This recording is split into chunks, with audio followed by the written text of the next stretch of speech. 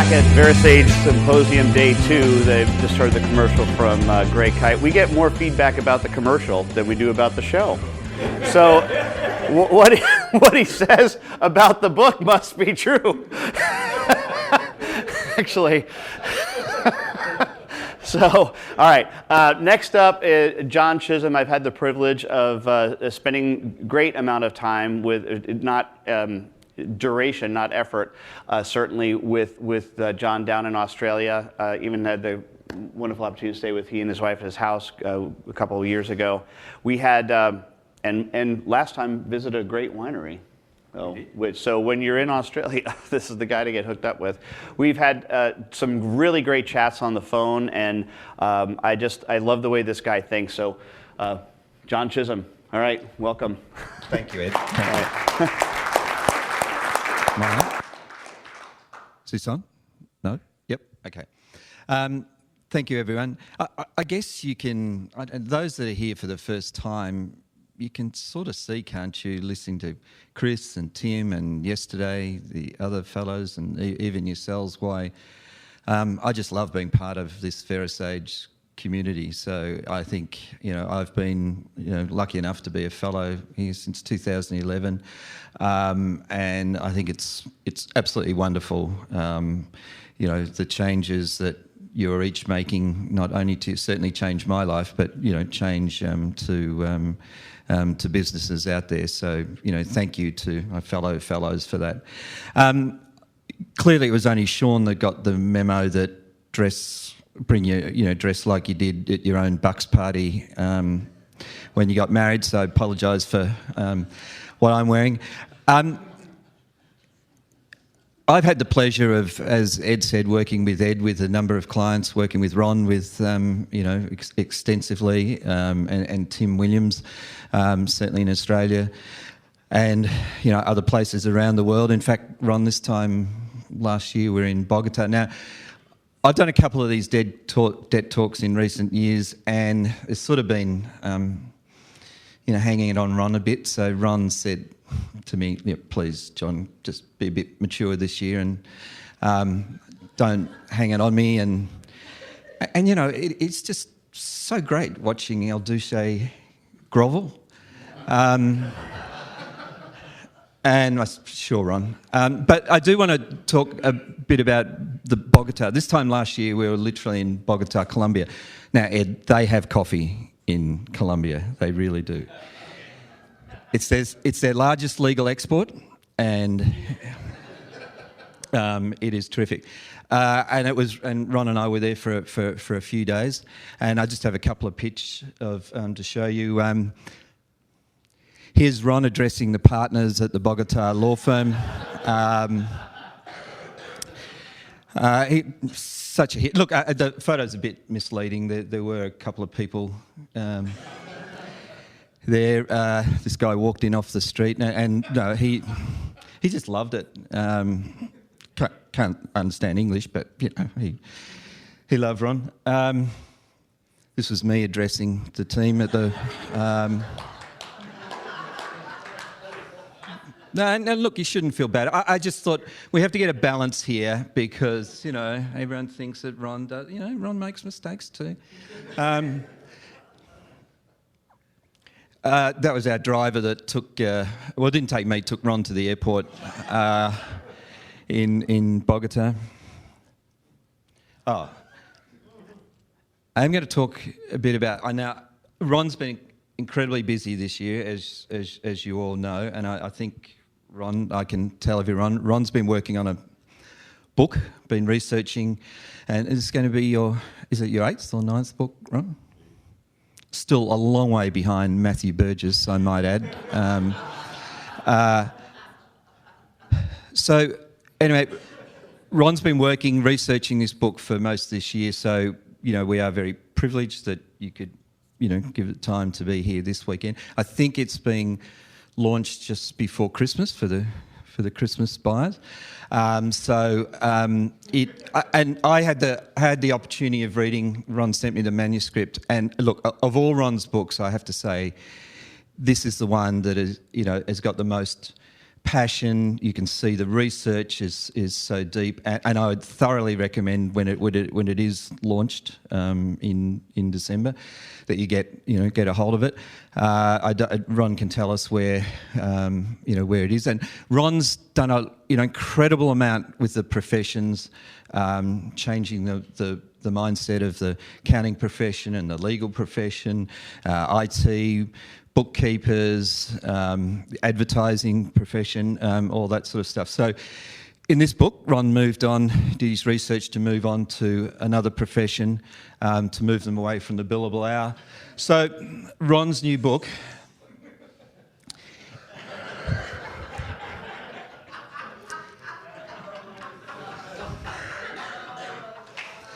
and I can tell you that the length he went to for the research in this book, you have to get hold of it. Now, I think it's available from all good R-rated bookstores or pretzel men on corner streets or something. But Ron can tell you. But it is incredible. Now, Ron has an appendices to this book, of course.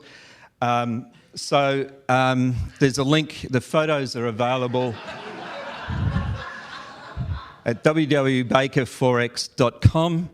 I also had the photos. Now, if you thought those Black Swan bookkeepers tattoos were amazing,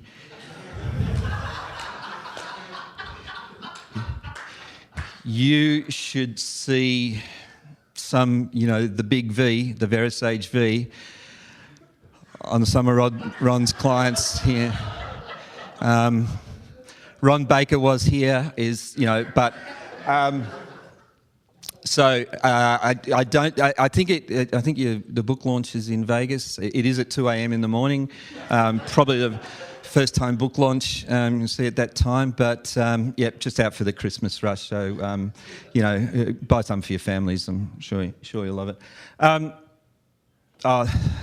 That's Ron talking to me about the effing debate. Those of you who don't know the efficiency effectiveness debate, that's me and Dexter listening to Ron talking about the effing debate. I do want to be serious for a moment. And I know you're not going to believe me, but I do want to be serious. And this is at a different level. I just want to talk about two things that I'm quite passionate about, and things over 40 years of sort of being, middle in the legal profession, which equates to about 2 years in the real world. But there are a couple of things I've found, and I think I know this is, pretty basic, but I honestly believe of all the firms I've worked with or be part of or seen, the better firms do the simple things consistently well. And, innovation is fantastic, and we should all innovate, and the technology and a whole range of things, the strategies we're doing. But I have to say, I can't tell you how many firms that I've gone into where something about the simple things that, I don't know, we lost it at some stage. Even some of the, when I go into firms, I try and speak to the staff, speak to the team members. You find out a lot more about an organisation when you speak to the team members, I have to say, than when you speak to the owners of the firm. And I'm talking about, the most basic things, people saying thank you. You got me at hello, those sorts of things. And this is not meant to be, and I know it's not MBA stuff, but when I see firms that, why isn't their strategy successful? Why, aren't they innovative? Why can't they get the team together? Why have they got to sack people? All that. A lot of it gets back to they're just not doing the simple things consistently well. And it is. It's part of that culture that we all have, or your clients have, if you're part of firms that they have. But, I really do. There's something, even on the pricing side of it. My dad taught me when I was a trainee lawyer and article clerk in those days in the late 70s, and the way he didn't call it pricing, but the way he taught me was, I think he'd have in his room a pile of files, and he would pick up a file, cursory cursory look at it, and then he'd ring the client. And he'd say, "Hi, Mr. Baker, it's Don Chisholm here. Your matter's finished, da-da-da. How do you think we went? We're happy, satisfied, da-da-da." Now, if Mr. Baker said, "Yep, incredibly happy," he probably said, "Well, pleased with that because we put our best and brightest on your case, and or I hope you're sitting down because it's going to cost you. This is what the fee is, da da da." And then he sent out a bill. Sometimes, perhaps more than sometimes, when he rang a client and said, "Hi, Mr. Baker, it's Don Chisholm here. See, matter's finished. How did we go? Are you happy, with what we did?" And they said, "Still waiting for your son to return my phone call," or which was not quite regularly. In his own mind, he sort of lowered the price. Now, he didn't think in that ways, and we wouldn't, and I know it's not value pricing, it's probably what we would call, Ron, value billing. But the point about it is, he never ever sent out a legal bill, and to this day, and he'll be 90 next year, he retired from the firm when he was 85. Actually, he doesn't say he was retired. He said he was pushed out, and he's still smarting about that. But he never ever sent out a bill without ringing a client first. Now, I don't know, maybe your experiences are different to me, different to the legal profession, but sometime we somehow lost that. If we did nothing else, or if some of your clients, at least my clients in the legal profession, accounting profession, did nothing else but spoke to their client about the tax invoice, about the bill before they sent it out, even if regrettably they were billing by time, I know their clients would be much happier. I don't know, our parents, my dad would probably call that just common sense, common courtesy. Where did we lose that? Did we lose it? Is it only... Because I can tell you go into a law firm or a large law firm or a large accounting firm on the last couple of days of the month, and it's bedlam. Partners are there doing all the adjustments to their timesheets and looking at what their budget was and what they got to do to get to it and all that sort of stuff. And they forget to ring the client. Usually the client suffers bill shock. Bill shock is rife in the legal profession and the accounting profession at the top end of town. It's getting better, I have to say, but it's still out there. The second thing is, and it's and Chris spoke about his why. This is my why: influencing motivated professionals to make a difference. Now, when I first read the Simon Sinek stuff and spent a lot of time with Tim Williams, and it is hard. It was really hard for me, and I suspect may well change my why. But one thing I learned when I first met the late great Paul O'Byrne, and then Ron Baker, and then Paul Kennedy, and all the rest of the fellow, I was just blown away. It was my aha moment, value-based pricing, and I thought, geez, if a dummy like me can get it, we change firms, we can change the world. This is back in 2005, 2006, 2007. Guess what? Can't. And I realised I can't. And, with due respect, I don't care how good Ron Baker or Tim Williams is as consultants, unless you have customers that are already motivated, you can't, what's that Simon Sinek, employ people that are motivated and inspire them. I think it works with our customers as well. I used to go out and be speaking about value-based pricing to clearly potential customers, because I wanted business, particularly when I first started in the consulting area, that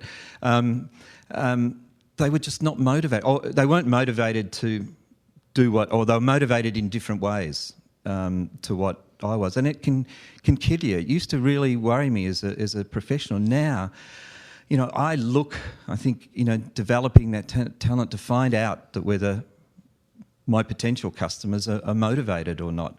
And I guess the other thing I'd say too, this perhaps I'm just a lousy consultant, but I honestly believe unless you have someone who's committed, an internal champion within your customer to believe what you believe, got Buckley's chance in really making a sustainable change to your clients, or at least that's been my experience. So, it is just something, and I can only be an influencer. Just like when we talk about value pricing, client sees the value. At best, it's in the client's perception of value. At best, we can do is influence their perception of value.